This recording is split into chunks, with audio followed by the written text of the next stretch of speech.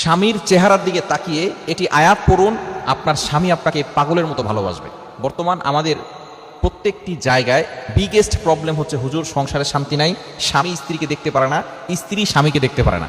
Maximum জায়গায় দেখা যাচ্ছে অনেক মহিলারা, মা বোন আমাদেরকে ফোন দিয়ে বলে, হুজুর আমার স্বামী পরকীয়ায় লিপ্ত হয়ে গেছে, আমার স্বামী এখন আর আমাকে সহ্য করতে পারে না, আমার স্বামী আমার সাথে খারাপ ব্যবহার করে, বাজে ব্যবহার করে।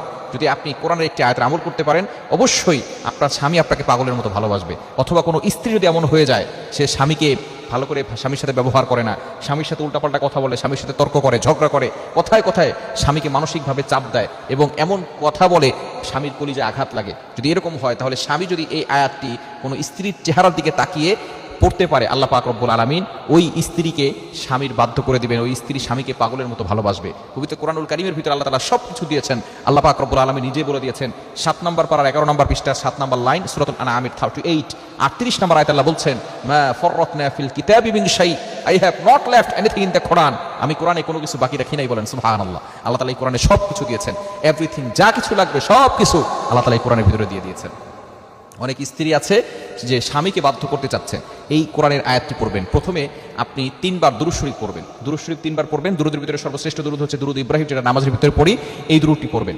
পড়ার পরে এরপরে আপনি পবিত্র কোরআনুল কারীমের একটি আয়াতটি হচ্ছে 16 নম্বর পারা 13 নম্বর পৃষ্ঠার 3 নম্বর লাইনে রয়েছে, সূরা তাহার 39 নম্বর আয়াতের শেষের অংশ, ওয়াল কাইতু আলাইকা মাহাব্বাতাম মিন্নি। এতটুকু পড়লেই হবে, এতটুকু আপনি 11 বার পড়বেন। যখন পড়বেন তখন আপনার স্বামীর চেহারার দিকে তাকাবেন, অথবা কোনো স্বামী যদি তার স্ত্রীকে বাধ্য করতে চায়, স্ত্রীকে তার প্রতি আকৃষ্ট করতে চায়, তাহলে তার চেহারার দিকে তাকিয়ে 11 বার পড়বে। পড়ার পরে আবারও 3 বার দুরূদ শরীফ পড়বে।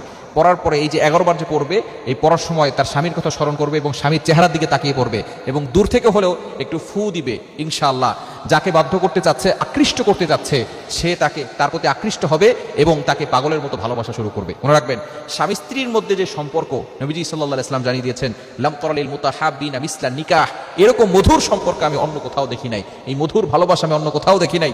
সুতরাং এই ভালোবাসায় ফাটল সৃষ্টি করার জন্য অনেক সময় শয়তান ধোঁকা দিয়ে থাকে, অনেক সময় থার্ড পারসন চলে আসে। এই তৃতীয় ব্যক্তির কথা কখনো কান দিবেন না। তৃতীয় ব্যক্তি যখনই আসবে স্বামী স্ত্রীর ভিতরে ঝগড়া লাগানোর জন্য, স্বামী স্ত্রীকে বিভেদ সৃষ্টি করার জন্য, এই তৃতীয় ব্যক্তির কথা শুনবেন না। থার্ড পারসনের কোনো কথা সংসারের ভিতরে ঢুকাবেন না।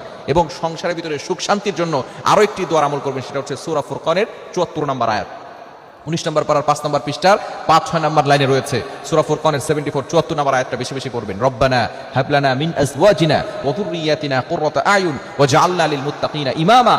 হে আমার রব, আমাকে এমন স্ত্রী দান করো, চক্ষু শীতলকারী স্ত্রী, চক্ষু শীতলকারী সন্তান আমাকে দান করো। এভাবে আপনি আল্লাহর কাছে দোয়া করবেন। এবং স্বামীকে বাধ্য করার জন্য, অথবা স্ত্রী যদি স্বামীকে বাধ্য করতে চায় এবং কোনো স্বামী যদি স্ত্রীকে